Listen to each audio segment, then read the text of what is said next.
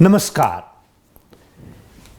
नेपाली कांग्रेसले देशभर जागरण अभियान सुरु गर्ने घोषणा गरेको छ। घोषणा मात्र होइन, कहाँ कहाँ को जाने भनेर खटाउने काम पनि गरिसकेको छ पार्टीले।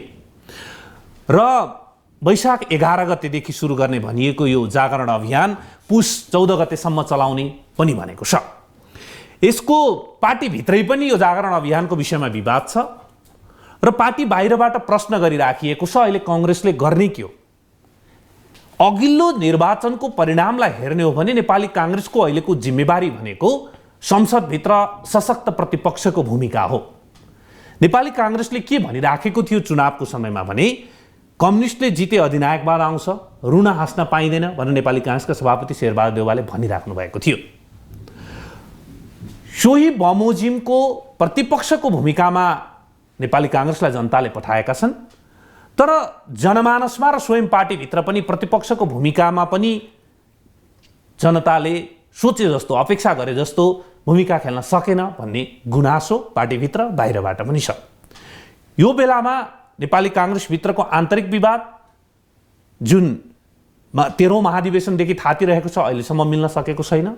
सरकार सञ्चालनमा रहेको नेकपालाई खबरदारी गर्ने, जनअपेक्षा अनुसार सरकारलाई संघीय लोकतान्त्रिक गणतन्त्रको संविधानको पालना र सुशासनको लागि उत्तरदायी बनाउने भूमिका, त्यसमा राम्रोसँग भूमिका खेल्न सकेन भन्ने आरोप लागिरहेको छ।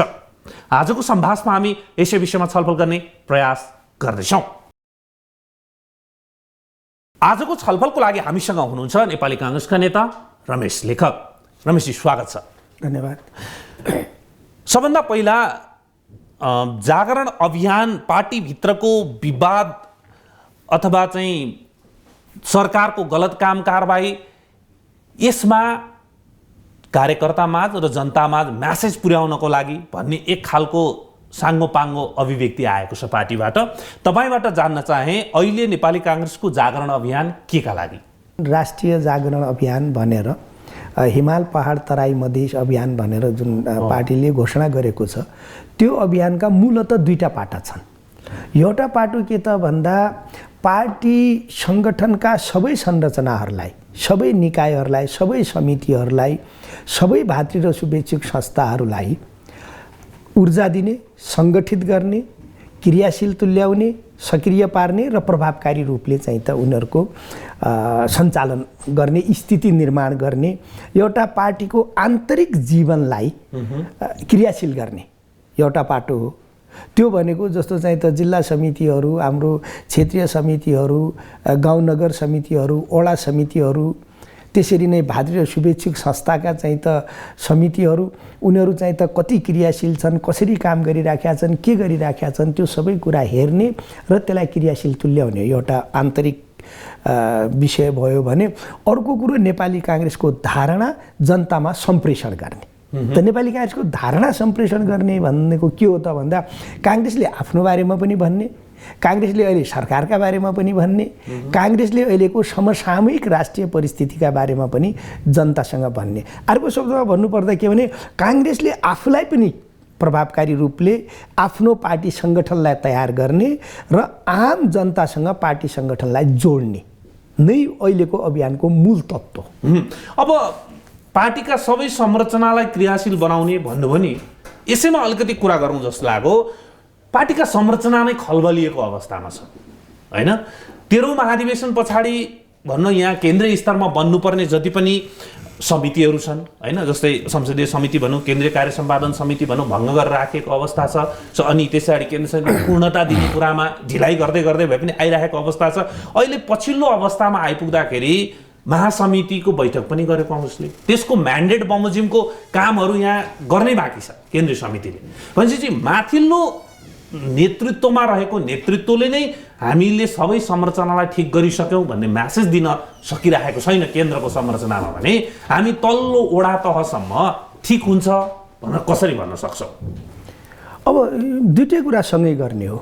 जस्तो मूल कुरा के हो त भन्दाखेरि हाम्रो बारेमा अब कांग्रेसका कतिपय सकारात्मक पक्ष छन्, कतिपय राम्रा कुरा छन्, त्यो आफ्नो ठाउँमा छ। अहिले मूल रूपले दुईटा कुरामा कांग्रेसको आलोचना भइरहेको छ। एउटा कुरा के छ त भन्दा काङ्ग्रेसले प्रभावकारी रूपले प्रतिपक्षको भूमिका निर्वाह गर्न सकेन भन्ने कुरा यहाँहरू जस्तो बुद्धिजीवीहरू सञ्चारकर्मीहरू एउटा ठुलो चाहिँ त जनमतले के भन्दैछ भने काङ्ग्रेसले अहिलेको कम्युनिस्ट सरकारले राम्रो गरेको छैन, सर्वसत्तावादी ढङ्गले अगाडि बढेको छ, यसको चरित्र नै लोकतान्त्रिक देखिएन, व्यवहार र प्रकृति नै यसको लोकतान्त्रिक देखिएन र यसरी कम्युनिस्ट शासन सत्ता चलिरहँदा पनि काङ्ग्रेसले प्रभावकारी भूमिका निर्वाह गर्नुपर्नेमा गर्न सकेन भन्ने एउटा ठुलो आलोचनाको पाटो छ एउटा। अर्को के छ भने काङ्ग्रेस आफै पनि व्यवस्थित हुन सकेको छैन भनिराखेका अवस्थामा त्यसो भएको हुनाले अहिले यहाँले भन्नुभएको जस्तो हाम्रोभित्र पनि केही समस्याहरू छन्। हाम्रोभित्र पनि चाहिँ के छ भने केही विषयहरूमा मतान्तरहरू छन्, मतैक्यता हुन सकेको छैन। ती मतान्तरहरू कहिलेकाहीँ चाहिँ त ठुलै द्वन्द्वका रूपमा सतहमा देखा पर्छन्। हालांकि एउटा सकारात्मक पक्ष के छ भने आदर्शका बारेमा, पार्टीको उद्देश्यका बारेमा, पार्टीको सिद्धान्तका बारेमा, अहिलेको संविधानलाई हेर्ने दृष्टिकोणका बारेमा, अहिलेको सरकारलाई हेर्ने दृष्टिकोणका बारेमा काङ्ग्रेसमा मतान्तरहरू छैनन्। एकमत छ, त्यो चाहिँ मानिन्छ। खाली त्यो महत्त्वपूर्ण कुरा हो, त्यो एकमत छ। तर केमा भने पार्टी सञ्चालनको विधि प्रक्रियामा, पार्टीलाई व्यवस्थित गर्ने र व्यवस्थापन गर्ने सवालमा हाम्रा बिचमा चाहिँ त मतान्तरहरू छन्। त त्यो मतान्तर धेरै ठुलो होइन वास्तवमा। तर एउटा है मैले अलिकति राखौँ, तपाईँले भन्नुभएको वैचारिक रूपमा तल्लो तहदेखि माथिल्लो तहसम्म कङ्ग्रेसको नेतृत्वमा कुनै भिन्नता छैन। एकमत हेर्ने दृष्टिकोण जुन अघि यहाँले व्याख्या गर्नु त्यसमा केही छ। तर म कहाँ, मेरो पोजिसन कहाँ, पार्टी सभापति म भएछु, हुन त एउटा सिद्धान्त छ जित्नेले रुल गर्ने हो। अब शेरबहादेवबाजीले जित्नु भएको छ भने पार्टी उहाँले हाँक्ने हो। तर कसरी बनाएर ल्याइएको छ भने हार्नेलाई पनि अलिअलि भाग दिनुपर्छ भन्दा त्यो जुन गिरिजाबाबुको पालादेखि 60-40को रोग छ अहिलेसम्म बोकेर आइरहेको छ। त्यही कारणले गर्दा गिरिजाबाबु पनि अप्ठ्यारोमा पर्नुभयो होला, त्यतिखेर अप्ठ्यारोमा पार्ने शेरबहाजी हुनुहुन्थ्यो होला। त्यही कारणले सुशील कोइरालाजी पनि अप्ठ्यारो पर्नुभयो होला, शेरबहाजी अप्ठ्यारो हुनुहुन्थ्यो होला, अप्ठ्यारो पार्ने मान्छे। अहिले शेरबहादेवबाजी आफै अप्ठ्यारोमा पर्नु भएको छ, पार्ने मान्छे कसलाई भन्ने हो, रामचन्द्र पौडेलजीलाई भन्ने कि अथवा कृष्ण सिटौलाजीलाई भन्ने कि, अनि यो खालको स्थिति क्रिएट भइरहेको छ। यो स्थितिमा हामीले पार्टीलाई सबभन्दा पुरानो सबभन्दा ठुलो लोकतान्त्रिक पार्टी भन्ने तर आन्तरिक लोकतन्त्रमा शून्यता हुने, आन्तरिक लोकतन्त्र नहुने, अब कहिलेदेखिकोलाई गन्ने, बिपी कोइरालादेखिकोलाई गन्ने हो कि गिरिजाबाबुदेखिको पालाकोलाई गन्ने हो कि कहिले आन्तरिक लोकतन्त्र नभइसकेपछि त्यसको म्यासेज त सही जाँदैन नि। अस्ति नेभी सङ्घको संस्था स्थापना दिवसको कार्यक्रम हेरौँ, त्योभन्दा अघिल्लो गणेशमान सिंहको स्मृति दिवसको कार्यक्रम एकै ठाउँ बस्नै नसक्ने, कार्यक्रमै दुई ठाउँमा गर्नुपर्ने, अनि दुईटा कार्यक्रम प्यारलली तलदेखि माथिसम्म, नाम एउटा पार्टी दुईटा सञ्चालन भइरहेछ। अहिले यसलाई चिर्न सकेन भने त जनताले त मूल्याङ्कन गर्छ नि त। मैले भने नि त यो हाम्रो आलोचनाको पक्ष हो, काङ्ग्रेसको यो कुरामा आलोचना भइरहेको छ र यसमा सत्यता छ, त्यसो भन्नुहुन्छ कि हुन्न? होइन भने नि त, जो सत्य हो त्यो त सत्य छ। मैले भने नि त हाम्रा बिचमा मतान्तर छ, हाम्रा बिचमा समस्या छ, जटिलता छ, जसका हामी वास्तवमा नेपाली काङ्ग्रेसले किन प्रभावकारी प्रतिपक्षको भूमिका निर्वाह गर्न सकिरहेका छैन भन्दा दुईटा कुरा हो मूलत। एउटा त हाम्रो सङ्घीय संसदमा प्रदेश सभाहरूमा हाम्रो उपस्थिति सङ्ख्यात्मक रूपले अत्यन्त कमजोर छ। त्यो सङ्ख्याकै उपस्थिति पनि वास्तवमा महत्त्वपूर्ण हुँदो रहेछ। त्यो अत्यन्त कमजोर उपस्थिति भएका कारणले पनि प्रतिपक्षको भूमिका त्यो जबरजस्ती देखिरहेका छैन भने अर्कोतिर हाम्रो भित्रै अलिकता केही समस्याहरू छन् र हामी त्यही समस्यामा अल्झी र बल्झी राखेका छौँ। त्यस कारण त्यो समस्याभन्दा बाहिर निस्किन सकेको भए ज्यादा प्रभावकारी हुन सक्थ्यो, यो सत्य हो, यसमा कुनै दुविधा छैन। त अर्को पाटो के हो त भन्दा यहाँले भन्नुभएको जस्तो यो काङ्ग्रेसको यो जुन रोग छ यो पुरानो छ, यो क्रोनिक भइसक्यो, धेरै पहिलादेखि भएको, अहिले होइन। त वास्तवमा हुनु के पर्थ्यो त भन्दा यहाँले भन्नुभएको जस्तो जित्नेले पार्टी चलाउने हो, जित्नेले हार्नेको पनि भावना बोक्ने हो, तर हार्नेले पनि जित्नेलाई काम गर्न दिने स्थिति बन्नुपर्ने हो। त अर्को शब्दमा भन्नुपर्दा पार्टीभित्र सकेसम्म सहमतिको प्रयत्न गर्ने हो। यदि सहमति हुन सकेन भने लोकतान्त्रिक पद्धति अनुरूप निर्णय गरेर जाने हो, सिद्धान्त यही हो। तर के भयो त भन्दा होइन मिलाउनुपर्छ, खालि बहुमतले निर्णय गरेर हुँदैन भन्ने कुरा। वास्तवमा अहिले पार्टी सभापतिजी समस्यामा हुनुहुन्छ, उहाँ चाहिँ त अलिकता पार्टीको जटिलता छ, अलिकता पार्टीभित्र समस्या भएको जरुर छ, तर यो उहाँको उदारता पनि हो भन्छु कि म सभापतिजीको। किनभने मैले भन्न खोजेको चाहिँ उदारता पनि कतिखेरसम्म हुन्छ भन्दा नबिग्रेसम्म हुन्छ नि त। इलास्टिक पनि कतिसम्म तान्ने भन्दा नचुडिएसम्म हो नि त। चुडियो भने त सिद्धिक हो नि। त्यसकारण अब पार्टी नेतृत्वले पनि ठिक छ सकेसम्म सबैलाई समेट्ने हो, तर हाम्रो पद्धति कस्तो भइसक्यो भन्दा भागभण्डा पद्धति भइसक्यो। भागभण्डा पद्धतिमा हामी अहिले चलिरहेछौँ भने भाग दिनै पर्ने स्थिति भयो। अनि भाग खानको लागि यहाँ सबैले आफ्नो म पनि पावरफुल छु है भन्ने देखाउनलाई सबैले गुट बनाउन थाले। म यो गुटको टाउको म हो, त्यसकारण मेरो गुटको भाग खोइ भन्ने एउटै भित्र। अब अहिले झट्ट हेर्दाखेरि त हामी संस्थापन इतर भन्न काङ्ग्रेसलाई भन्छौँ, तर संस्थापन भित्रैका विभिन्न गुट र संस्थापन इतरकै विभिन्न गुट, सबैले पावर सेयरिङ भन्ने कि भाग हो, अझ पावर भागभण्डा खोजिरहँदाखेरि न पार्टी सभाले त्यसलाई ठिक गर्न सक्नुभएको छ, न सबैलाई समेटेर सहमति गर्न सक्नु भएको छ भने चाहिँ पार्टी सभापतिको रूपमा त शेरबहादुर देउवा त डिफङ्क्ट हुनुभयो, असफल हुनुभयो भन्ने स्थितिमा पुग्यो नि त।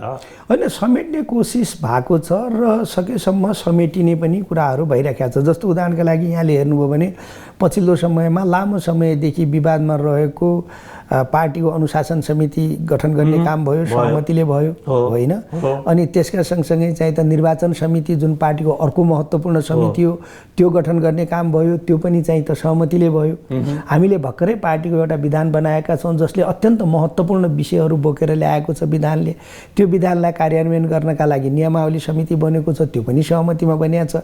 भने पछिल्लो समयमा थोरै सहमति भएर अगाडि बढ्ने पनि अभ्यासहरू नभएको होइन। अब त्यसले के गर्छ त भन्दा आगामी दिनमा अरू कुरामा पनि सहमति गर्दै जाने हो, फेरि त्यसलाई अगाडि निरन्तरता दिएर अगाडि बढाउँदै जाने हो। त्यो सहमतिकै आधारमा भएको छ।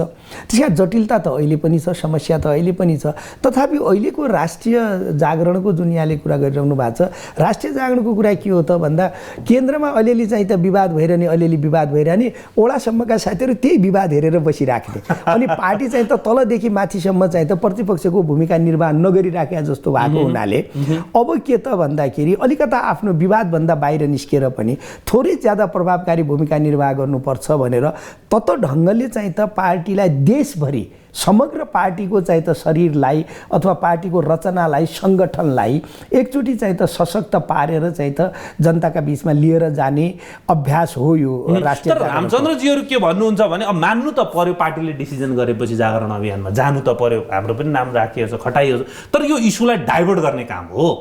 अहिले जागरण अभियानमा जाने बेलै होइन। न अर्को वर्ष निर्वाचन आउँदैछ, हाम्रो देशमा निर्वाचन आउन अलि लामै समय छ भनिसकेपछि के का लागि जागरण अभियान भन्दा अहिले केन्द्रमा जे समस्या छ पार्टीभित्र सभापतिले त्यसलाई डाइभर्ट गर्नको लागि यो खालको फन्डा ल्याउनु भयो भन्ने सशक्त आरोप छ। त्यो फेरि होइन। अब के भने अब ठ्याक्कै निर्वाचनकै बेला जनतामा जाने हो भने अहिले जो स्थिति छ त्यही हुने हो। त्यस कारण जनतामा त अहिले जानु पर्यो नि, अहिलेदेखि जनतामा जानु पर्यो, आफ्नो कुरा राख्नु पर्यो। त्यसो भएको हुनाले अब कुनै नेताले त्यो कुरा भनिराख्नु भएको छ भने पनि म आदरपूर्वक के भन्छु भने त्यसो भए काम गर्न नदिने कुरा हो होइन। पार्टीलाई जनतामा लिएर जाने कुरा पनि बेठिक भयो भने ठिक कुरा के हो त? त्यसो भए आपसमै झगडा गरेर काठमाडौँमै रुम लिइरहने कुरा ठिक हो त? होइन नि। यो विषय के हो त? जस्तो उदाहरणका लागि म आग्रह गर्न चाहन्छु, प्रत्येक ठाउँमा केन्द्रीय सदस्य र चाहिँ त पूर्व केन्द्रीय सदस्य र अरू केही महत्त्वपूर्ण साथीहरू 77 जिल्लामा प्रतिनिधिका रूपमा खटिएर गइरहनु भएको छ हो। त उहाँहरूको काम के हो त? काम के हो त भन्दा त्यो जिल्लाको पार्टी सङ्गठनलाई प्रभावकारी बनाउने, क्रियाशील बनाउने। एकैछिन मैले रोकेँ, त्यो कामको विषयमा कुनै भ्रमै भएन, त्यो गर्ने के हो भन्ने विषय। तर माथि नमिलिकन तल जाँदा हुने के डर भयो एउटा भने डरको कुरा राखौँ। आफ्नो आफ्नो गुटको कुरा लिएर गएर झन् अहिले यसै त तलसम्म पुगेको छ। वडामा पनि दुईटा, को रामचन्द्र पक्षको को शेरबहादुर पक्षको भन्ने स्थिति छ नेपाली कहाँ। झन् यसले त्यसलाई झन् झाङ्गिने, झन् गहिराइमा पुर्याउने हो कि जागरण अभियानले। किनकि माथिदेखि मिलेको एकताको सन्देश सहित गयो भने न त्यसको रक्त सञ्चार, त्यसको सञ्चार राम्रोसँग हुन्छ। माथि अहिले नै भर्खर भएको छ, सुरु पनि भएको छैन, वैशाख 11 गते आउनै बाँकी छ, पर्सियो। तर अहिले नै दुई खालको स्वर आइसकेपछि त्यसले गर्छ कसरी फाइदा पार्टीलाई? सामान्य होइन, यसले फाइदा गर्छ। यो वास्तवमा अब गुटको कुरा गर्नका लागि जानुहुन्न, जाँदैनन्। किनभने यहाँले त्यो हेरिसक्नु भएको छ होला, राष्ट्रिय जागरण अभियानमा जाने क्रममा के गर्ने, कसरी गर्ने, त्यो सम्पूर्ण TOR चाहिँ त लिपिबद्ध छ। त्यहाँ कुनै ठाउँमा चाहिँ त एउटा गुटको मात्रै काम गरेर आउने, अथवा गुटपरस्त चाहिँ त राजनीति गरेर आउने भन्ने ठाउँ छैन। त्यो स्पष्ट छ। अब स्पष्ट एजेन्डा तय गरेर पार्टीका साथीहरूका बिचमा जाने, जनताका बिचमा जाने कुरा बेठिक होइन। खालि मलाई के लाग्छ भने जस्तो यहाँले भन्नुभएको केही नेताहरूको के छ भने कुरा यो राम्रै हो, काम गर्नुपर्ने नै हो, तर अलिकता सरसल्लाह भएन भन्ने सम्मको कुरा आएको हो। वास्तवमा चाहिँ यो बेठी कुरा हो, अहिले जनतामा जानुहुन्न भन्ने कुरा हो जस्तो लाग्दैन। तर मलाई के लाग्यो भने सरसल्लाह भएन, हामीसँग सल्लाह नै भएन, मसँग सल्लाह भएन भन्ने हो। तर मेरो बुझाइ के छ भने अलिअलि सल्लाह भएको हो, अलिअलि सल्लाह नभएको होइन, सल्लाह नभएर गरिएको छैन, यो सल्लाह भएर गरिएको छ, यो राम्रो हो। अब जहाँसम्म यहाँले भन्नुभएको केन्द्रमा मिल्दै नमिलिकन जाने कुरा कति उचित हुन्छ त भन्दाखेरि के हो भने केन्द्रमा पनि मिल्दै जान्छ। अब यो अलिअलि समस्या त रहिरहन्छ। होइन, मैले भनेको थोरै भए पनि पोजिटिभ देखिया। जस्तै मैले भने त अघि भने नि, जस्तै नेभी सङ्घको स्थापना दिवसको कारण फरक 5 ठाउँमा हुन्छ, 5वटा गुट। गणेशमान सिंहजीको स्मृति दिवस 2 ठाउँमा हुन्छ, 3 ठाउँमा हुन्छ। त्यही पार्टीको केन्द्रीय नेताहरू एउटा फोरममा एउटै प्लेटफर्ममा बस्नै सक्नुहुन्न। अझ यसो हेर्दाखेरि त दुईटा पार्टी हो कि जस्तो फिलिङ आउँछ भने त्यसले अब कसरी म्यासेज ला। त्यसकारण यहाँ डर के भयो भन्दा यी जम्मै जजलाई जाँदा खटाए तिनले आफ्नो गुटको म्यासेज लाने भए तलसम्म, झन् पार्टीलाई हानि गर्ने पो हो कि गर्दैन। यसो चाहिँ के छ भने मैले भने नि त अब अलिअलि त्यस्तो समस्या छ, तर यो समस्या पनि आफैमा ठिक गर्दै लाने हो, ठिक हुँदै जाने हो। जस्तो यहाँले नेभी सङ्घको कुरा गर्नुभयो पटक पटक होइन, नेभी सङ्घमा 3-4 ठाउँमा भयो भनेर त्यो के भयो त भन्दा अहिले नेभी सङ्घको केन्द्रीय कार्य समिति छैन। त्यसो भएको हुनाले अलिकता अव्यवस्थित भयो। केन्द्रीय कार्य समिति भएको भए केन्द्रीय कार्य समितिले जहाँ गर्थ्यो त्यही हुन्थ्यो कार्यक्रम, अरू भए पनि ती मूल कार्यक्रम हुँदैन थिए। त्यस कारण अब नेभी सङ्घको केन्द्रीय कार्य समिति बनाउनु पर्यो, त्यसको उपाय त्यही हो होइन। भन्न खोजेको के हो त भन्दा केन्द्रमा पनि ठिक गर्ने कुरा गर्दै लानु पर्यो, तर केन्द्रमा सारा कुरा गजब भइसकेपछि, गजब ठिक भइसकेपछि अनि चाहिँ त जाउँला भन्ने कुरा फेरि हुँदैन। किनभने सानातिना मतान्तरहरू, सानातिना मतभेदहरू, समस्याहरू काङ्ग्रेसमा रहिरहन्छन्। शेरबहादुर देउबाजी जागरण अभियान घोषणा गर्ने, रामचन्द्रजी सल्लै भएन, खै के हो भन्ने स्थिति हुनु भएन। होइन, सल्लाह भएन, खै के हो मात्रै भन्नुभयो। अब यसलाई एक पार्ट राख। यो भयो काङ्ग्रेस भित्रको कुरा। अब यो किन गरिँदैछ भन्दा अघि यहाँले पनि भन्नुभयो र अहिले के भनिएको छ आधिकारिक रूपमा भने सङ्घीय शासन व्यवस्था बुझाउन जागरण अभियान एउटा भनिएको छ। अर्को चाहिँ गलत काम कारबाहीलाई जनतामा लैजान र पार्टीलाई शुद्धिकरण गर्न भनेको छ। गलत काम कारबाही भनेको तपाईँहरूले सरकारलाई इङ्गित गर्नुभएको छ होइन। अब यो प्रतिपक्षको भूमिका भएन, सदनभित्र यहाँहरूको भूमिका चाहिँ राम्रो भएन भनेर जनताको पटक पटक गुनासो छ। अब खेल्नुपर्ने ठाउँमा भूमिका नखेल्ने अनि जनतामाझ गएर चाहिँ त्यो भूमिका कसरी इस्टाब्लिस्ड हुन्छ? दुवै सबै ठाउँमा गर्ने हो। जस्तो दुईवटा कुरा हो, यहाँले भन्नुभएको जस्तो संघीयताको कुरा गर्नुभयो, त्यसका सँगसँगै यो जागरण अभियानको एउटा उद्देश्य के हो भने मैले अघि नै निवेदन गरेँ नि त, नेपाली कङ्ग्रेसले नयाँ विधान ल्याएको छ, विधानमा व्यापक संशोधन गरेर हामी अगाडि बढेका छौँ र यो विधानले अहिले चाहिँ त के भने नेपालको संविधानको अनुकूल विधान बनाइएको छ। त्यो भनेको के त भन्दा संविधानले जस्तो संघीयताको रचना गरेको छ त्यही संघीयताको रचना अनुरूप नेपाली काङ्ग्रेसको सङ्गठनात्मक ढाँचा तयार गर्ने कुरा गरेको छ। हो, तर त्यही तयार हुन सकेको छैन। नै जागरण अभियानमा जानु अगाडि त्यही तयार भइदिए भए पनि त हुन्थ्यो नि प्रदेश कमिटी। म आउँदैछु त्यसमा। अनि त्यसका सँगसँगै चाहिँ त के भएको छ त भन्दा जसरी नेपालको संविधानले चाहिँ त समानुपातिक प्रतिनिधित्वको सिद्धान्त अनुसार राज्यलाई चाहिँ त समानुपातिक प्रतिनिधित्वमा लिएर जाने हो अनि समावेशी चरित्रको राज्य निर्माण गर्ने कुरा जुन संविधानले गरेको छ, काङ्ग्रेसले त्यसैलाई ठिक ढङ्गले पक्रेर चाहिँ त पार्टीभित्र पनि त्यो सिद्धान्त अवलम्बन गर्ने गरेर विधान बनाएको छ। त यसका बारेमा पनि चाहिँ त कार्यकर्ताहरूलाई सुसूचित गर्ने पनि विषय हो अहिलेको राष्ट्रिय अभियानको। त्यो भनेको के हो त भन्दा यहाँले भन्नुभएको जस्तो अब हामीले नयाँ परिवर्तित अवस्थामा परिवर्तित ढङ्गले काङ्ग्रेसभित्रको सङ्गठनात्मक रचनाहरू तयार हुन्छन् र परिवर्तित ढङ्गले चाहिँ त प्रतिनिधित्व पनि सुनिश्चित हुने भएको हुनाले यी परिवर्तनहरूका बारेमा पनि कार्यकर्ताहरूसँग, सदस्य साथीहरूसँग, नेताहरूसँग छलफल गर्ने पनि उद्देश्य भयो। त्यो किन गर्ने त भन्दाखेरि यहाँले भन्नुभएको जस्तो अब काङ्ग्रेसमा प्रतिनिधित्व कसरी हुन्छ, काङ्ग्रेसका सङ्गठन रचनाहरू कसरी हुन्छन् भन्ने कुरा पनि चाहिँ त छलफल गर्ने विधानका बारेमा र त्यो बनाउनका लागि हो। त्यो बनाउनका लागि जानकारी गराउने र त्यसमा पनि केन्द्रित भएर छलफल गर्ने भन्ने पनि एउटा कुरा भनेको यो पार्टी प्रशिक्षण भन्ने जस्तो भयो। प्रशिक्षण पनि हो, प्रशिक्षण भनेको अन्तर्क्रिया नै हो। त्यही त पार्टी प्रशिक्षण। हामीले जब जागरण अभियानै भने यो फेरि जागरण अभियान भनेको साँच्चै बेला बेलामा गर्नु पनि पर्छ। कस्तो बेलामा गर्नुपर्छ नेपाली काङ्ग्रेस पार्टीलाई सिकाइराख्न जरुरी छैन। देश कुन अवस्थामा गएको बेलामा जनजागरण अभियान चाहिन्छ नेपाली काङ्ग्रेसलाई राम्रोसँग थाहा छ। अब अहिले पार्टीभित्रका हाम्रो परिवर्तित संरचनाहरूका बारेमा, हाम्रो सङ्गठनको बारेमा हामी हरेक पार्टीले प्रशिक्षणबाट पनि गएर सिकाउन सक्छ। तर मैले सवाल के गरिरहेको थिएँ भने हामी संसदभित्र जनताको नजरमा ठिक हुन सकिरहेका छैनौँ। हामीले जस्तै संसदभित्र अब कस्तो हुन्छ प्रतिपक्ष हामी देखाउँछौँ भनेर बोलिराख्नुहुन्छ सांसदज्यूहरू, तर भूमिका हेर्दै हेर्दै हेर्दै जाँदाखेरि चाहिँ कहाँ गएर सेबोटाज हुन्छ, इस्यु त्यतिकै हराउँछ के। अब त्यसलाई कहिलेकाहीँ चाहिँ हामीसँग मत छैन, त्यति भोटिङ गर्ने हो भने नि हामी यसै हार्छौँ त्यस कारण ब्याक भयौँ भन्ने अर्थ गर्न सकिएला। तर जसरी जानुपर्ने हो त्यो भएन भन्न जनताले गुनासो गर्छ भनेदेखि त त्यो गुनासोलाई त जायज मान्न काङ्ग्रेसले आफ्नो उपस्थिति त देखाउनु पर्यो। ठिक हो, यहाँले भन्नुभयो ठिक हो। मैले भने नि त म आउँदै थिएँ त्यसमा संसदमा पनि प्रतिपक्षको भूमिका निर्वाह गर्ने हो, संसद बाहिर पनि प्रतिपक्षको भूमिका निर्वाह गर्ने, छोटकरी कुरा। यो राष्ट्रिय जागरण अभियान अन्तर्गत संसद बाहिर प्रतिपक्षको भूमिका निर्वाह गर्ने हो। यसलाई पार्टीलाई पनि त्यो अनुरूप तयार गर्ने हो र सरकारका बारेमा पनि गलत क्रियाकलापहरूका बारेमा जनतासम्म लिएर जाने हो। संसदभित्र पनि यहाँले भन्नुभएको जस्तो प्रतिपक्षको भूमिका त हामी निर्वाह गरिराखेकै छौँ, तर त्यति प्रभावकारी देखिएन है, त्यति प्रबल देखिएन है भन्ने यहाँको जुन गुनासो छ त्यो गुनासो अरू पनि छ। फेरि मैले भने नि त काङ्ग्रेसमा आलोचनाको एउटा यो पनि पाटो ठुलो पाटो छ। त्यसका दुईटा कारण हुन्। एउटा कारण मैले अघि नै भनिसकेँ, सङ्ख्यात्मक रूपले हामी कम छौँ। यो पार्लियामेन्ट्री पद्धति भनेको के हो त भन्दाखेरि विवाद गर्ने चाहिँ त के भने अनि चाहिँ त वैचारिक द्वन्द्व गर्ने, आफ्ना कुरा राख्ने, संसदमा चाहिँ त हल्ला हङ्गामा गर्ने, तर अन्तमा चाहिँ त के भने बहुमतले कुरो पास गर्ने, निर्णय गर्ने, यो संसदीय पद्धतिको नै हो। अब हो त्यसो भएको हुनाले काङ्ग्रेसले चाहिँ त आफ्ना कुरा राखिराखेकै छ, हामी चाहिँ त के भनेपछि प्रतिपक्षको भूमिका निर्वाह गरिराखेकै छौँ, तर अलिकता सङ्ख्यात्मक रूपले कमजोर भएको हुनाले पनि प्रबल देखिराखेका छैन, एउटा कारण हो।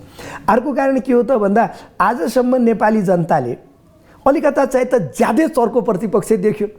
टेबलै उचालेर हाल्ने, माइक तोड्ने भनेको कुरा त सामान्य हुने, रेलिङ पनि भाँचिहाल्ने, प्रत्येक 15 दिनमा नेपाल बन्द घोषणा गर्ने, टायर जलाउन काहीँ नछाड्ने खालको अलिकता त्यस्तो खालको प्रतिपक्ष देखेको हुनाले अलिकता नेपाली काङ्ग्रेसले अलि संयमित प्रतिपक्षको भूमिका निर्वाह गरेको हुनाले पनि हिजोको जस्तो प्रतिपक्ष भएन है एउटा बिम्ब त होला होइन, तर हिजोकै जस्तो प्रतिपक्ष भनेर खोजेका हुन् जस्तो पनि लाग्छ। दुईटा कुरा छ, जस्तै एउटा कस्तो कुरा छ भन्दाखेरि चाहिँ अघि मैले सुरुमा भनेको कुरा दोहोऱ्याउँछु, कम्युनिस्टको शासन आयो भने अधिनायकवाद हुन्छ, रुना हाँस्न पाइँदैन भनेर शेरबहादेवजी भनिराख्नु भएको थियो। अस्ति नयाँ वर्षको कार्यक्रमको सेरोफेरोमा उहाँले यो सरकार चाँडै ढल्छ भन्नुभएको छ होइन, दुईटा कुरा गर्नुभएको छ। अब यो भनेको के हो भन्दाखेरि चाहिँ अधिनायकवाद आउने भनेको कुरा त कस्तो हो भने यो संविधानै जाने कुरा हो नि त। यो संविधानभित्रबाट त अधिनायकवाद जन्मिन सक्दैन।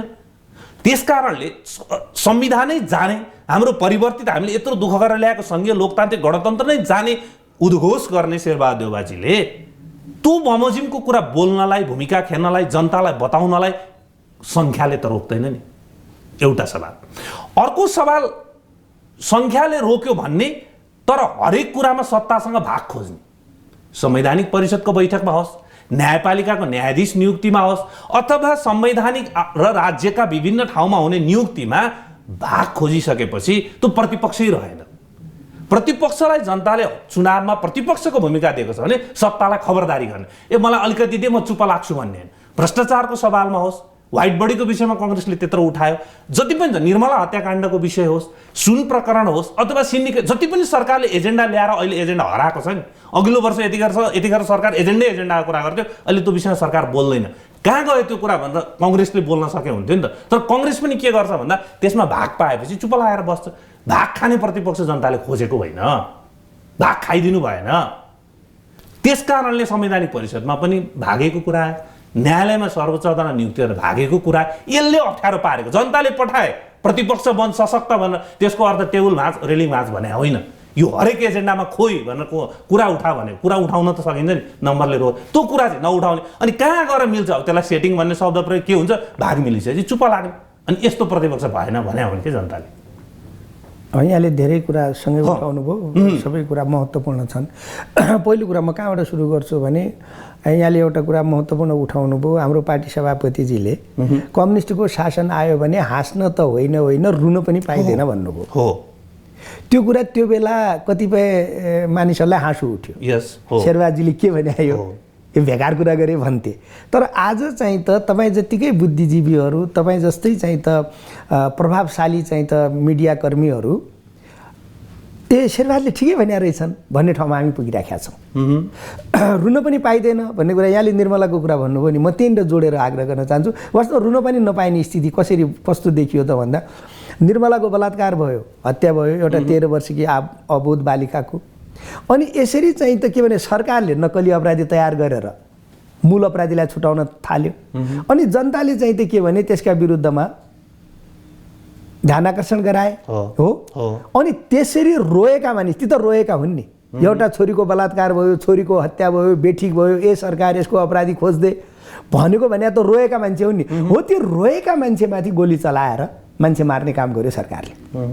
अहिलेसम्म पनि कतिपय मानिसहरू चाहिँ त अपाङ्ग भएर चेतनाहीन अवस्थामा चाहिँ त ओछ्यानमा सुतेका छन्। मान्छे मर्ने पनि काम भयो र त्यसरी गोली हानियो मान्छेलाई भने रुन पाइँदो रहेनछ भनेर त अरू कहीँ जानै परेन नि खोज्नलाई भने।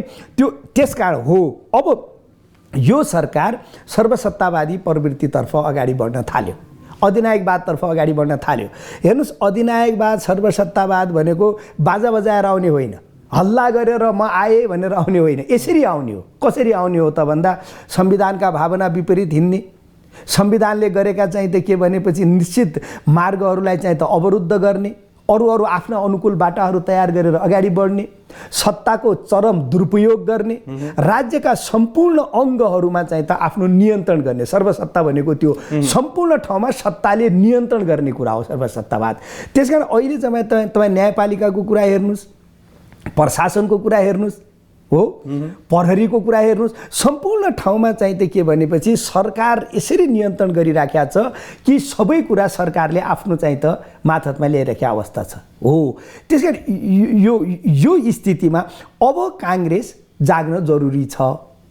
अब हामीले चाहिँ त्यो जाग्नुभन्दा अगाडिको एउटा सवाल छ कि छोटो, त्यो गरिरहेछ भने त्यहाँ चाहिँ काङ्ग्रेसको भूमिका खोज्या, काङ्ग्रेसले भाग खाएर आफ्नो साइड लागोस् भने काङ्ग्रेस साइड लागिरहेको म आउँदैछु। न्यायपालिका भन्नुहोस्, होइन भाग खोजेको छैन। यहाँले भन्नुभएको भाग खोजेको भनेको भाग खोजेको छैन। हो, खोजेको भए सशक्त बोल्थ्यो भन्दा कि डर के भने बोल्दैन कि काङ्ग्रेस। हो, ठिक हो, जस्तै भन्नु न। होइन, यहाँको चिन्ता, यहाँको प्रश्न ठिक छ। मैले भने नि त हामी जति प्रभावकारी हुनु पर्थ्यो त्यति प्रभावकारी हुन सकेका छैनौँ। हामी जति क्रियाशील सक्रिय हुनु पर्थ्यो हुन सकेका छैनौँ। सत्य हो। तर त्यसको अर्थ काङ्ग्रेसले आफ्नो बाटै छोडिसकेका छ, प्रतिपक्षको भूमिका गरिराखेकै छैन अथवा सत्तासँग लेनदेन गर्न थाल्यो भन्ने कुरा होइन। सत्तासँगको लेनदेन त साँचो होइन, सत्तासँगको लेनदेन न्यायपालिकामा भन्नुहोस्, नियुक्तिमा भन्नुहोस्, सत्तासँगको लेनदेन बिल्कुल होइन। बरु के हो त भन्दा मैले प्रारम्भमा भनेको चाहिँ फेरि एकपटक म यहाँलाई आग्रह गर्न चाहन्छु, हामी आफ्नै समस्यामा ज्यादा अल्झिएर बल्झिएर बस्यौँ, त्यसकारण हामी सशक्त हुन सकेनौँ। त्यो कुरा सत्य हो। हाम्रो केन्द्रीय कमिटीमा आजको समसामयिक राजनीतिक परिस्थितिका बारेमा व्यापक छलफल हुनु पर्थ्यो, सरकारले गरेका गलत क्रियाकलापका बारेमा व्यापक छलफल हुनु पर्थ्यो, सरकारलाई कसरी खबरदारी गर्ने भन्ने कुरामा व्यापक छलफल हुनु पर्थ्यो र एउटा त्यस्तो दृष्टिकोण निर्माण गरेर काङ्ग्रेस अगाडि बढ्नु पर्नेमा आफ्ना आन्तरिक के झमेला, आन्तरिक समस्या, ती पनि धेरै ठुला समस्या होइनन्। अहिलेको सरकारले मुलुकका निमित्त उत्पन्न गरेका समस्या र चुनौतीहरूलाई हेर्ने हो भने त काङ्ग्रेसभित्रको विवाद त के अर्थहीन छ नि, कुनै अर्थै छैन भने। अब अर्को एउटा क्वेसन छ, त्योसँगै अघि तपाईँले भन्दै हुन्थ्यो, त्यससँग जोडेरै सोध्न खोजेको, जुन रुन हाँस्न पाइँदैन भन्नुहुन्थ्यो उहाँले, सबै हाँस्थे त्यतिखेर, अहिले साँचो भयो भन्दै हुनुहुन्छ नि यहाँले। शेरबहादुर देउवाजीले यो सरकार चाँडै ढल्छ पनि भन्नुभएको छ, म त्यसमा आउँदैछु। त्यो पनि साँचो हुने हो त? होइन, तर्क के हो? होइन, सरकार यतिकै हुइममा बोल्नु त भएन। सरकार ढल्छ भनेर पहिला त के भने शब्दमा नजाउँ, भाव के हो त? मैले बुझेको भाव के हो भने सरकार एकपछि अर्का यति गलत निर्णय गर्दैछ। उहाँले त्यसका सँगसँगै अर्को एउटा कुरा भन्नुभएको छ, यो सरकारले आजसम्म एउटा पनि राम्रो काम गरेको छैन भन्नुभएको छ। त्यसकारण यो सरकार अर्थहीन भइसक्यो। यो सरकारको कुनै अर्थ, कुनै औचित्य, कुनै उपादेयता छैन भन्ने अर्थमा उहाँले भन्नुभएको हो। अब प्राविधिक रूपले त सरकार रहिरहन्छ। हेर्नुहोस्, दुईवटा कुरा हो, सरकार हुनु र नहुनु भनेको एउटा त सरकारको पोलिटिकल एक्जिस्टेन्सी हुन्छ, एउटा एडमिनिस्ट्रेटिभ एक्जिस्टेन्सी हुन्छ। सरकार हो, सरकारले आफ्नो काम गरिराखेको छ, त्यस कारण सरकारका रूपमा सरकार रहेको छ। एउटा त त्यो सरकार देखिने कुरा हो। अर्को के हो त भन्दा प्राविधिक रूपले सरकार रहेको छ। प्राविधिक रूप भनेको के हो त भन्दा पार्लियामेन्टमा मेजोरिटी छ, पार्लियामेन्टको मेजोरिटीले सरकारलाई बनाइदिइराखेको छ, त्यस कारण रहेको छ। त्यस कारण प्राविधिक रूपले यो सरकारका रूपमा रहे पनि यो सरकारको राजनीतिक र राज्यका निमित्त उपादेयता समाप्त भयो, यसको अर्थ छैन, अर्थहीन भयो सरकार भन्ने अर्थमा उहाँले यो सरकारको अर्थ छैन भन्ने भावमा भन्नुभएको हो भन्ने मैले बुझेको छु। त्यो कुरा सत्य हो। फेरि किन सत्य हो त भन्दाखेरि तपाईँ आज हेर्नुभयो भने मुलुकको स्थिति कस्तो छ भने, अघि हामीले निर्मलाको कुरा गरिसक्यौँ, निर्मला एउटा प्रतिनिधि पात्र हो, तर सरकारले 9 महिना भइसक्यो निर्मलाको बलात्कार र हत्या भएको, अपराधी खोज्ने कुरा त कहाँ हो कहाँ। सरकारको यो 9 महिनाका गतिविधि के देखिन्छन् त भन्दा स्वयं अपराधी लुकाउनका लागि पर्या हो कि भन्ने खालका देखिन्छन्, शङ्का गर्ने ठाउँ छ। मान्छेको जीवनको सुरक्षा गर्न सकेका छैन, अपराध दिनानुदिन बढिराखेका छन्, अपराधको नियन्त्रण गर्न सकेको छैन हो। संहितालाई, संविधानलाई कमजोर गर्ने काम सरकारबाट भएको छ। आज तपाईँ म नेपाली काङ्ग्रेसको मानिस भएको कारणले यो भनिराखेका छैन। आज 7 वटा प्रदेशका मुख्यमन्त्रीजीसँग तपाईँ सोध्नुहोस्, अब उहाँ एकै पार्टीका मानिसहरू हुनुभएको भएर कति बोल्नुहुन्छ कति बोल्नुहुन्न थाहा छैन, तर कुनै पनि प्रदेशको मन्त्री र मुख्यमन्त्री आज सन्तुष्ट छैन। प्रत्येक मानिस के भनिराखेका छन् त भन्दा केन्द्रीय सरकारले, सङ्घीय सरकारले आफ्नो काम कुरो नगरिदिएका कारणले, बनाउनु पर्ने कानुन नबनाइदिएका कारणले, बनाउनु पर्ने नीति नबनाइदिएका कारणले प्रदेश सरकार डिफङ्क भएको छ भनेर भनिराखेका छन्। भ्रष्टाचार यति ज्यादा बढेको छ देशमा। तपाईँ केन्द्र सरकारको कुरा गर्नुहोस्, प्रदेश सरकारको कुरा गर्नुहोस्, स्थानीय तहको कुरा गर्नुहोस्, अहिले त अवस्था कस्तो देखिन लागेको छ त भन्दाखेरि कुनै योजनाका निमित्त योजना नबनिकन व्यक्ति विशेषका निमित्त योजना देखिने खालका, फलानु सडकमा यति बाटो पैसा छुट्याछ भनेको छ, एउटा उपभोक्ता समिति बनाएको छ, त्यो उपभोक्ता समितिले 10-20% काम गरेको छ, अरू सबै अनियमितता भएको स्थिति चाहिँ। मैले फेरि पनि दोहोऱ्याउँछु, म एउटा अर्को भन्दैछु। अर्को तपाईँ विकास निर्माणको कुरा हेर्नुहोस्, हिजो चालु भएका योजनाहरू, हिजो अगाडि बढेका योजनाहरू आज ठप्प छन्। आजको मितिको तपाईँ पुँजीगत खर्च हेर्नुहोस्, आज हामी चाहिँ त मलाई लाग्छ आज वैशाखको 9 गतेका दिन हामी छलफल गरिराखेका छौँ। हाम्रो संविधानको व्यवस्थाले जेठ 15 गते नयाँ बजेट आउनुपर्छ, साउन 1 गतेदेखि नयाँ वर्ष सुरु हुन्छ, असाढको 15 गतेपछि काम गर्न सकिँदैन भने जम्मी सरकारको हातमा 60 दिन छ हो। आजसम्म पुँजीगत खर्चको अवस्था तपाईँ हेर्नुहोस्। अब यो 60 दिनमा कहाँबाट चाहिँ त विकास निर्माणको खर्च हुन्छ र कसरी सरकारले गर्छ त्यसको कुनै प्लान छ? त्यस कारण विकास निर्माणका कुराहरू छैनन्। त्यस कारण चाहिँ त शान्ति सुरक्षाको अवस्था खराब छ, भ्रष्टाचार व्याप्त छ, संविधान अनुकूलका कामहरू भएका छैनन्, सरकारले राज्यका विभिन्न अङ्गमा हस्तक्षेप मात्रै होइन कि नियन्त्रण गरिराखेका छ, न्यायपालिका लगायत राज्यका प्रमुख अङ्गहरू डिफङ्क पारिँदैछन् हो।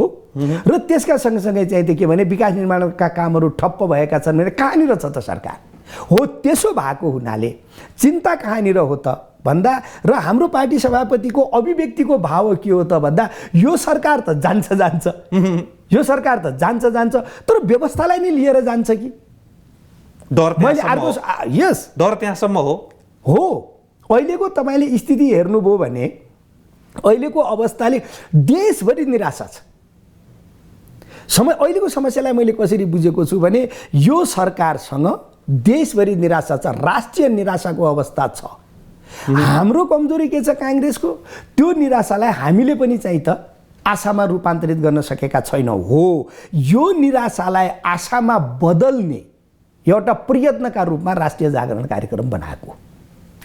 अब त्यसकारण हामीले पनि चाहिँ मैले एउटा कुरा चाहिँ भन्न दिनु, जस्तै विगतमा जुन सङ्क्रमणकाल लम्बियो नि 62-63 को आन्दोलन पछाडि र अझ झन्डै 56 सालको स्थानीय चुनाव पछाडि हामी लामो समयसम्म चाहिँ स्थानीय तहमा चाहिँ जनप्रतिनिधि विहीन भएर बसेको अवस्थामा चलाउनु त पर्यो। त्यतिखेर जुन पद्धतिमा चलायौँ त्यतिखेर भागभण्डाको पद्धति, सर्वदलीय सहमतिको पद्धति, त्यो पद्धति चाहिँ यो निर्वाचन पछि पनि कायम रह्यो। मैले अहिले पनि भन्छु प्रतिपक्ष भनेको प्रतिपक्षकै भूमिका खेल्नु पर्यो, भाग खाने प्रतिपक्ष बन्नु भएन। अघि यहाँले भन्नुभयो नि तल्लो तहदेखि भनेको गाउँपालिकादेखि सङ्घीय तहसम्म चाहिँ कसरी भ्रष्टाचार मौलाएको छ, कसरी विकास निर्माण कामहरू ओझेलमा परेका छन्, कसरी बजेटहरू खर्च भइरहेछन् भन्दा त्यहाँ हरेक तहमा भएको काङ्ग्रेसको नेतृत्वले त्यही भाग खाने पद्धतिलाई बुझ्यो के विगतमा चलेको थियो, अहिले पनि यसै गरी चलाइन्छ भन्दा त्यो जसले जितेको छ उसलाई पनि सहज भयो, अलिकति भाग दिएपछि प्रतिपक्ष चुप लागिहाल्छ उसलाई पनि सहज भयो, प्रतिपक्षलाई पनि भाग पाइराखेको छ भन्ने खालको यो कुरा जुन सङ्घदेखि तलसम्म छ गाउँपालिकासम्म, यसलाई यो जागरण अभियानले हटाउन सक्छ कि सक्दैन? अब यहाँले चाहिँ त भागभण्डाको जुन कुरा गर्नुभयो, मैले फेरि पनि आग्रह गरेँ यो भागभण्डाको कुरा होइन। यो त के हो भने कम्युनिस्टहरू आफ्नो ढङ्गले सर्वसत्तावादी प्रवृत्तिका साथ अगाडि बढिराखेका छन्। हामी चाहिँ त प्रतिपक्षको भूमिका निर्वाह गर्ने अभ्यासमा छौँ, प्रयत्न गरिराखेका छौँ, तर हाम्रो पनि अभ्यास प्रबल देखिएको छैन। हामी पनि शान्तिना समस्यामा अल्झिएका छौँ। अहिलेको यथार्थ स्थिति यो कुरा यहाँले बताउनु। अनि यहाँ अब जहाँसम्म चाहिँ त स्थानीय तहको कुरा छ, स्थानीय तहमा पनि काङ्ग्रेस पनि छ उपस्थित। फेरि काङ्ग्रेस चाहिँ त सबै स्थानीय तहमा हामी प्रतिपक्षमा होइनौँ। कुनै ठाउँमा हामी चाहिँ त स्थानीय सरकारको सत्तामा छौँ, कुनै ठाउँमा प्रतिपक्षमा छौँ।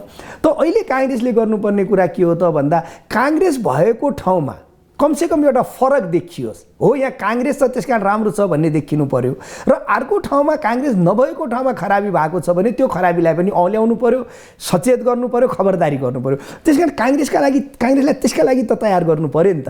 मैले भन्न खोजेको अहिले जस्तै नागरिकताको विषयमा त्यो तयारीको पनि उद्देश्य हो। नागरिकताको विषयमा संसदमा गहन छलफल भइरहेछ।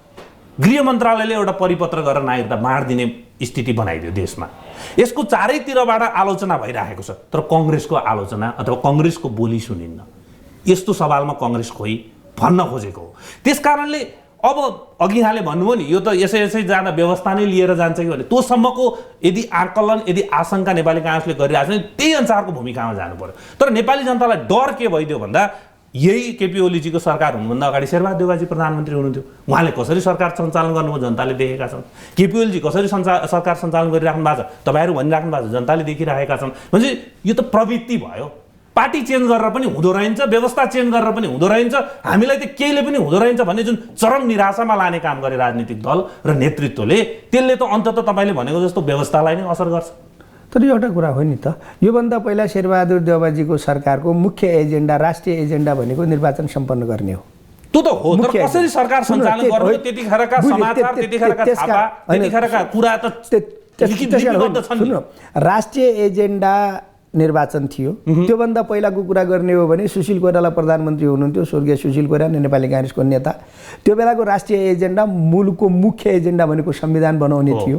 त्योभन्दा पहिला गिरिजाप्रसाद कोइराला हुनुहुन्थ्यो। गिरिजाप्रसाद कोइराला प्रधानमन्त्री हुँदा मुलुकको मूल एजेन्डा भनेको मुलुकमा शान्ति स्थापना गर्ने र संविधान सभाको निर्वाचन गर्ने थियो। हो त्यसकारण नेपाली काङ्ग्रेस मुलुकको मूल एजेन्डासँग कहाँ चुक्या छ? त्यसरी भन्ने हो भने त्यसरी भन्ने हो भने त यो सरकारको पनि मूल एजेन्डा 1 वर्षसम्म कानुन बनाउँथ्यो। हामीले कानुन बनायौँ भने छ, नभन्दै बनाएको पनि छ। कानुन बनाएको कुरालाई त मान्नुपर्छ नि, यो सरकारले राम्रो गरेको छ भनेर। त्यसो हुँदा 1 वर्ष हामीले कानुन बनायौँ, अर्को वर्ष कानुन गर्छौँ भने त्यसो भए त ठिकै छ नि त।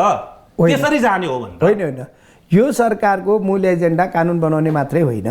यो वर्ष होइन, सरकारले आफैले चाहिँ त घोषणा गरेका छ विकास निर्माण गर्छु, समृद्धि गर्छु भनेको छ। र कानुन बनाउने कुरालाई विकास निर्माणको कुराले रोक्छ। अस्ति सरकारले 1 वर्षको मूल्याङ्कन गर्दा आफै प्रधानमन्त्रीजीले के भन्नुभयो होइन, हिजोकै कुरा पनि तपाईँ हेर्नु नि त। ल हिजोको सरकारको वैशाखको 9 गते भएको पुँजीगत खर्च र आजको पुँजीगत खर्चको कम्पेयर गर्नु नि त। त्यही त फेरि भनेको समग्रतामा काम भइरहेको छैन, प्रवृत्ति समस्या छ। तर त्यसरी औल्याउने राम्रो हो भने यो सरकारले 1 वर्षमा कानुन बनाउँछु भने कानुन त गजबले बनाइदियो। यहाँले भने जस्तो सुशील कोइरालाजीको पालामा संविधान बन्यो, गिरिजाप्रसाद कोइरालाजीको शान्ति व्यवस्था भयो, शेरबहादुर देउवाको पालामा निर्वाचन भयो भने यो सरकारको पालामा 1 वर्ष भयो, 1 वर्षमा कानुन बनाउँथ्यो, गजबसँग बनाएको छ। राम्रो छ भन्नु होइन। अहिलेको सरकारको एजेन्डा भनेको अहिले विकास निर्माणको कुरा गर्ने हो, शान्ति सुरक्षा कायम गर्ने हो, अनि चाहिँ त मुलुकलाई लोकतान्त्रिक मार्गमा अगाडि लिएर जाने हो। प्रदेश सरकार आदि इत्यादि जुन संघीयताको कुरो छ त्यसलाई अगाडि बढाउने कुरा हो नि त। त्यो त देखिएन नि। अहिले पनि तपाईँले जुन कानुन बनायो भन्दै हुनुहुन्छ संविधानसँग बाजिएका केही कानुनहरू बनेका छन् जुन नितान्त प्राविधिक किसिमको कुरा हो त्यसमा धेरै ठुलो राजनीतिक उपलब्धिका रूपमा व्याख्या त अरू के काम नगरेपछि त्यही उपलब्धि मान्नु पर्यो र व्याख्या गर्नु पर्यो त्यो त गर्न पाइयो तर कुरा सुन्नु न आज पनि के प्रदेश सरकारहरूले चाहिँ त संविधानको भावना अनुसार काम गर्ने स्थिति बनिसक्यो त त्यसो भए ती कानुनहरू बनिसके त आज प्रदेश सरकारले चाहिँ त सबै कुरा स्मुथली जाने गरेर कानुन बन्यो त संघीयतालाई चाहिँ त ल एकै वर्षमा संघीयतालाई राम्रोसँग सुचारू गर्नका लागि सञ्चालन गर्नका लागि कानुन बनिसकेका छन् नीति बनिसकेका छन् छैन के कानुन बनेका हुन् हामी एउटा भ्रममा नपरौँ के भ्रममा नपरौँ भने के कानुन बनेका हुन् त भन्दा संविधानसँग बाजिएका हद कानुन स्वतः निरस्त हुने र जुन भनेको थियो त्यो संविधानसँग बाजिएका कानुनहरू टाकाटुका हामीले बनाएका हाम्रो प्रवृत्ति भइदियो सुशासन नदिने आर्थिक अनुशासन नमान्ने विगतदेखि अहिलेसम्म त्यसले गर्दा हाम्रो जतिचोटि व्यवस्था परिवर्तन भए पनि जनतालाई डेलिभरी दिन सकेन समस्या रह्यो म तपाईँलाई एउटा आग्रह के गर्न चाहन्छु भने मैले पनि हामी 5 वर्षको मूल्याङ्कन गरिरहेका छैनौँ नि 1 वर्षकै गरिरहेका छौँ र यो 1 वर्ष भनेको मर्निङ सोज द डे हो यानि कि 5 वर्ष काम गर्ने हो समग्र मूल्याङ्कन 5 वर्षमा गरौँला 50% मूल्याङ्कन अब आउने 2.5 वर्षमा गरौँला तर अहिले 1 वर्षकै चालचलन हेर्दाखेरि 5 वर्षसम्म राम्रो गर्छ भन्ने लक्षण देखिँदैन जस्तो तपाईँले अब त्यसो भन्ने हो भने अघि यहाँले हुन त स्वीकार गरिसक्नु भएको छ त्यसो भन्ने हो भने 1 वर्षसम्म प्रतिपक्षको भूमिका पनि ठिक भएन सत्तापक्षको पनि भूमिका पनि ठिक भएन त्यसो भन्न मिल्छ प्रतिपक्षको भूमिका बिल्कुलै ठिक भएन भन्ने पक्षमा म छैन मैले अघि नै भनिसकेको छु मैले प्रष्टताका साथ भनिरहेको छु त्यो भनेको के हो भने हामी कांग्रेस पनि आफ्ना केही समस्या सानातिना समस्यामा बढी भएन जस्तो भूमिका हुनु पर्थ्यो भएन हैन त्यो त आलोचनाको एउटा पाटो छ भने नि त देशका बुद्धिजीवीहरू देशका चाहिँ त के भने आम नागरिकहरू कांग्रेसबाट धेरै ज्यादा ठुलो चाहना अहिले राखिराखेका छन् किन त्यो अपेक्षा राखिराखेका छन् त भन्दा त्यसको स्वाभाविक कुरा के हो अहिले मानिस अहिले तपाईहरु भनिरहनु भएको छ अहिले तपाई साथीहरु मिडियाको साथीहरु भनिरहनु भएको छ कांग्रेसको भूमिका भएन एउटा चिन्ता व्यक्त गरिरहनु भएको छ हो त्यो चिन्ता केका लागि हो त भन्दा कांग्रेसका लागि मात्रै होइन राष्ट्रका लागि हो राष्ट्र बिग्रिन थाल्यो है देश बिग्रिन थाल्यो त्यसकारण कांग्रेस सप्रिनु पर्यो भने हो नि तपाईहरुले दलहरु सप्रिनु पर्यो हो प्रतिपक्षको रूपमा कांग्रेस यसकारण सप्रिनु पर्यो कि कांग्रेस यदि दरो भएन भने यो सत्ता ठीक ढंगले अगाडि बढेन निष्कर्ष त्यही हो नि होइन भने कांग्रेसले प्रतिपक्षको भूमिका निर्वाह गर्नु पर्यो भन्ने आवाज किन उठ्यो त प्रतिपक्षले प्रतिपक्षको भूमिका निर्वाह गर्नु पर्यो भन्ने हुन्छ त्यो कुरा किन उठ्यो किन उठ्नु पर्यो त भन्दा सत्ता पक्षले राम्रो गरेको छैन र उठ्ने भयो नि त यदि सत्ता पक्षले त गजबै गरे भए त प्रतिपक्षको भूमिकै खिचाइया थियो त्यसकारण तपाईहरुले पनि भन्नुभएको कुरा के हो त भन्दा सत्ता पक्षले राम्रो गरेको छैन सरकार ठीक ढंगले चलेको छैन कांग्रेसले यसका माथि जबरजस्त चाहिँ त खबरदारी गर्नु पर्यो यसका माथि चाहिँ त जबरजस्त दबाव सिर्जना गर्नु पर्यो त्यसका लागि कांग्रेस चाहिँ त प्रबल भएर आउनु पर्यो भन्नुभएको हो नि त त्यसलाई हामीले सकारात्मक रूपमा लिएका छौं कांग्रेसले सकारात्मक रूपमा लिएको छ र के स्वीकार गर्ने कुरामा धेरै समस्या हुँदैन छैन भन्ने मलाई लाग्छ भने हामी आफ्ना केही जटिलता केही समस्यामा हामी पनि अल्झिएका छौं त्यो समस्या त्यो जटिलतालाई समाप्त गरेर कांग्रेस अत्यन्त जबरजस्त प्रतिपक्षका रूपमा अगाडि बढ्नु पर्छ यो जनताको चाहना हो र हामी अब यहाँहरुले परिकल्पना गरे जस्तै प्रतिपक्षको भूमिका सशक्त भन्दा पनि अगाडि पार्टी भित्रकै भूमिका सशक्त भएर एकमत भएर जान सक्नुहोस् अनि प्रतिपक्षको भूमिका जनचाहनामा खेल्न सक्नुहोस् समय दिनुभयो यहाँलाई धेरै धेरै धन्यवाद धेरै धेरै धन्यवाद